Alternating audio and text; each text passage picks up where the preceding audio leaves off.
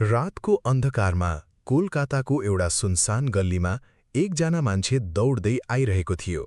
त्यो करिब 30 वर्षको जवान केटा थियो। अचानक ऊ एकछिन ठप्प भयो। उसको सामुन्ने एक महिला उभिएकी थिइन्। रातो सारी, लामो खुल्ला कपाल र आधा जलिसकेको अनुहार। त्यो महिलाको ओठमा एउटा डरलाग्दो मुस्कान थियो। यो असम्भव छ, त्यो केटाले कम्पाउँदै ओठहरूबाट बडबडायो। तिमीले के सोच्यौ कि तिमी बच्नेछौ? त्यो महिलाको आवाजमा वर्षौंको पीडा थियो। तिमीहरूले त्यो दिन मेरो साथ ठूलो अन्याय गर्यो। मेरो कुनै गल्ती थिएन। मैले भनेकी थिएँ नि, म फर्केर आउनेछु। त्यो महिला भन्छुन्जेलै त्यो युवकमाथि हाम फाल्यो। भोलिपल्ट बिहान एउटा पुरानो हवेली मुनि उसको लास फेला पर्यो। उसको अनुहार यति बिग्रिसकेको थियो कि हड्डी समेत देखिन्थ्यो। मोहल्लाको एउटा बुजुर्ग भिडबाट अलग्गै उभिएको थियो। यो त कुनै न कुनै दिन त हुनु नै थियो। साथीहरू, राति 3 बज्दै थियो। रोहन आफ्ना काका अमित र काकी मोहिनीसँग गाडीमा बसेको थियो। दिल्लीबाट कोलकाताको उपनगरमा रहेको आफ्नै बुवा आमाको घरतर्फ जाँदै थियो। तर उसको अनुहारमा घर फर्किने खुशी देखिँदैन थियो। के भयो रोहन, यति चित्तचुप किन छस्? काका अमितले सोधे। केही छैन काका, बस आमा बुबाको याद आयो। 5 वर्ष पहिले जब रोहन 13 वर्षको थियो र नानीको घरमा छुट्टी बिताउन गएको थियो, तब उहाँका आमा बुबा सडक दुर्घटनामा परेर बितेका थिए। कोलकाताबाट फर्कदा उनीहरूको गाडी ट्रकसँग ठोकिएको थियो। यो दुःखद खबर रोहनलाई फोनमा थाहा भयो। थाहा थियो ऊ फुट गरेर रोएको थियो। आज 5 वर्षपछि ऊ सोही बङ्गला फर्किएको थियो। 18 वर्षको एक युवक जसको काँधमा अनाथपनको भारी थियो। केही समयपछि गाडी एउटा विशाल बङ्गलाको अगाडि रोकिन पुग्यो। राति 11 बजिसकेको थियो। तीनैजना गाडीबाट झरे। काका, यति ठूलो बङ्गला? रोहन आश्चर्यचकित थियो। हो छोरा, यो तिम्रो आमा बुबाले 6 वर्ष पहिले किनेर राखेको थियो। बङ्गला 3 तले थियो। बाहिरका पर्खाल पुराना र मुसालले भरिएका थिए। ठूला ठूला फलामका ढोकामा जङ लागेको थियो। बगैँचामा रुखका हाँगाहरू यस्तो जालझेलमा थिए जस्तो वर्षौंदेखि कसैले काट्न आएको छैन। अनि सबैभन्दा अनौठो कुरा, बङ्गलाको पछाडिमा एउटा पुरानो कुण्ड थियो। त्यहाँ एउटा मरेको पिपलको रुख उभिएको थियो। त्यो रुखको एउटा हाँगोमा कसैले रातो धागो बाँधेको थियो, जुन धागो हावामा बिस्तारै हल्लिरहेको थियो। रोहनको नजर त्यो धागोमा पर्यो र एकछिनको लागि उसलाई लाग्यो त्यो धागोबाट केही आवाज आयो जस्तो, झै कसैले रुन लागेको हो। उसले कान लगाएर सुन्यो, केही सुनिएन। सायद हावाको भ्रम थियो। भित्र पस्दै तीनैजना अचम्मित भए। बङ्गलो बिल्कुल सफा थियो, जस्तो कोही दैनिक यहाँ बस्छ। 5 वर्षदेखि बन्द भएको घरमा यति सफाई कसरी? यो सोच्दा तीनैजनाको मनमा अलि अनौठो डर लाग्यो। मलाई त यो कुरा निकै राम्रो लाग्यो। म पनि राम्रो छु। तिमीहरू दुवै कुरा गरिराख, मलाई धेरै सुत्न मन लागिरहेको छ। अनि उनीहरू सुत्न गएका। मोहिनी पनि तिनीहरूको पछि गई। रोहन एक्लै रह्यो, उदास र एक्लो। तर त्यो रात अमित र मोहिनीको अनुहारमा अजीब सन्तुष्टि थियो, जस्तो उनीहरूले त्यो पाएका थिए जसको उनीहरू वर्षौंदेखि पर्खिरहेका थिए। र छिटै दुवै गहिरो निन्द्रामा डुबे। रातिको लगभग 12 बजे रोहन आफ्नै कोठामा बसेको थियो। उसले ओछ्यानमा लेटेर आँखा मिच्न खोज्यो, तर निन्द्रा लागिरहेको थिएन। त्यति बेला उसलाई लाग्यो अर्को कोठाबाट केही आवाज आइरहेको छ, जस्तो कसैले बिस्तारै पाइला चालिरहेको हो। उसले उठेर बारन्दामा आए।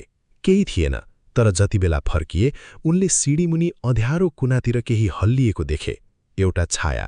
त्यो छाया भिण्डबाट टाँसिएको थियो र उसको आकार महिला जस्तो देखिन्थ्यो। लामो कपाल, टाउको झुकेको। रोहनले आवाज लगायो, को हो? तर कुनै जवाफ आएन। उनी अगाडि बढे, छाया हरायो। भिण्डामा नङले खोसिएका केही शब्द थिए। यस घरको सत्य जान्न चाहन्छौ? खोसिएका शब्दहरू एकदम ताजा थिए। माटो अझै खसिरहेको थियो। त्यो रात उनलाई निन्द्रा लागेन। रातिको 2 बज्दै थिए। अमितको निन्द्रा अचानक एक आवाजले भत्कियो। तिमीहरू मसँग धेरै गलत गर्यौ। उहाँ अचानक डरेर उठ्नुभयो। त्यो आवाजको तानमा उहाँ बङ्गलाबाट बाहिर निस्कनुभयो र कुवा नजिक पुग्नुभयो। बाटोमा उहाँले देख्नुभयो कि जमिनमा खुट्टाका छापहरू थिए। कसैले नाङ्गो खुट्टाले कुवातिर गइरहेका थिए। कुवा नजिक पुग्ना साथ उहाँलाई भित्रै गहिरो बेचैनी भयो, जस्तो यो कुवासँग उहाँको कुनै पुरानो रहस्य जोडिएको हो। पानीको सतहमा केही हल्लिरहेको थियो। उहाँ झुक्नुभयो र हेर्नुभयो। उहाँको मुटु थमियो। पानीमा उहाँको आफ्नो अनुहार देखिएन, त्यहाँ एउटा खराब अनुहार देखियो र बिस्तारै त्यो अनुहार मुस्कुराउँदै थियो। तब हावा अचानक तेज भयो। हो, अनि उही महिला उनीहरूको अगाडि प्रकट भइन्। रातो सारी, आधा जलेको अनुहार। अमितका खुट्टा जमिए र उनी धडाम भई जमिनमा लडे। तिमी हुन सक्दैनौ, उनी काँप्दै भन्छन्। म तिमीलाई कहिलेदेखि पर्खिरहेको थिएँ। त्यो दिन मेरो र मेरो स्वामीको कुनै गल्ती थिएन। म चिच्याउँदै थिएँ, भीख माग्दै थिएँ, तर तिमीहरूले एक पटक पनि सुनेनौ। तिमीहरूले यो बंगलाको लागि हामीलाई ज्यान गुमाउन बाध्य पार्यो। अनि त्यो खालो कुवा छ, तिमीलाई थाहा छ त्यसमा के छ? अमितको सास अडियो, उनका आँखा फोरिएर रहे। मलाई छोडिदेऊ न, मबाट ठूलो गल्ती भइसकेको छ। अमितले हात जोडेर बिन्ती गरे, तर त्यो महिलाले उनको एक पनि कुरा सुनिनन् र उनीतिरै बढ्दै आइन्।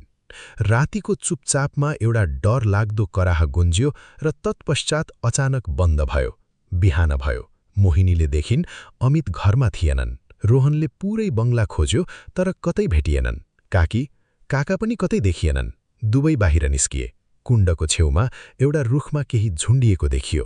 नजिक गएर हेरे अनि दुवैको होस उड्यो। त्यो अमितको लाश थियो। अनुहार यति बिग्रिसकेको थियो कि हड्डीहरू खुलेर देखिन्थ्यो।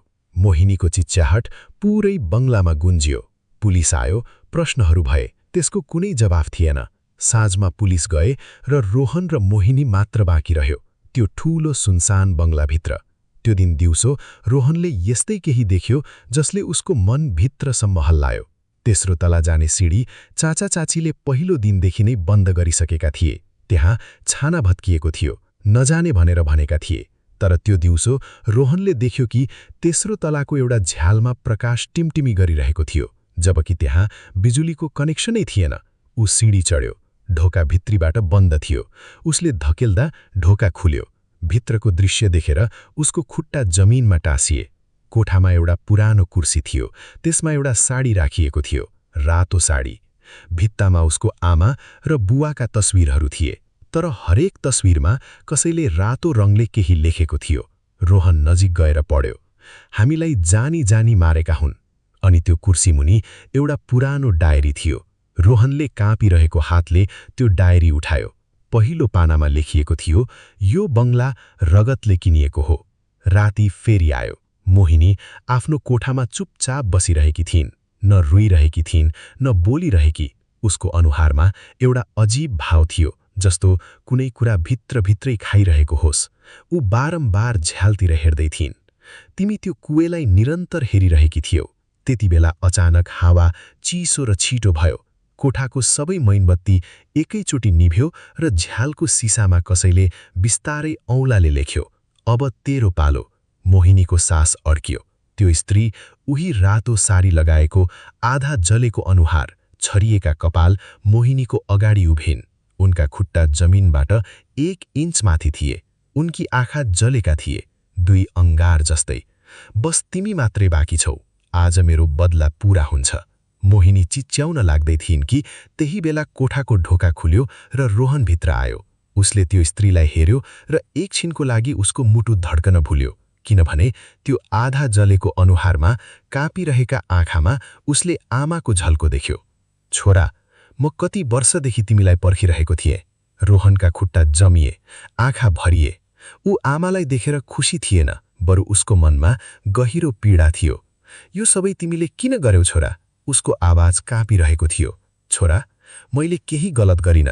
म त ती मान्छेहरूलाई उनीहरूको पापको सजाय दिइरहेकी छु, जसले तिम्रो बाबालाई र मलाई साथमा गरेको थियो। मतलब? रोहनले सोध्यो। उसको सास फुल्य भयो। छोरा, मेरो कुनै कार दुर्घटना भएन। कोठामा गहिरो शान्ति छायो। मोहिनी भित्तामा टाँसिएर हल्लिन थालिन्।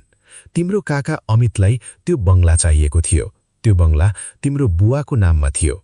उनीहरूले पहिले तिम्रो बुवालाई झुटा मुद्दामा फसाउने प्रयास गरे। जब बुवा मान्नु भएन, तब भाडाका बदमाशहरूलाई त्यही रात हामी दुवैको गाडी रोक्न कोलकाताको सुमसान सडकमा पठाए।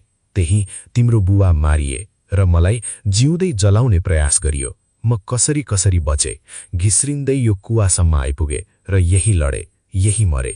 रोहनको पूरै शरीर हल्लिन थाल्यो। आँसु उसका गालामा बगिरहेका थिए। यो कुवामा मेरी हड्डीहरू अझै छन् छोरा, कसैले खोजेनन्, किनभने उनीहरूले संसारलाई नै बताइसकेका थिए। कार दुर्घटना हुँदा तिमी सानो थियौ, तिमी मान्यौ। रोहनले पछि फर्केर मोहिनीलाई हेर्यो।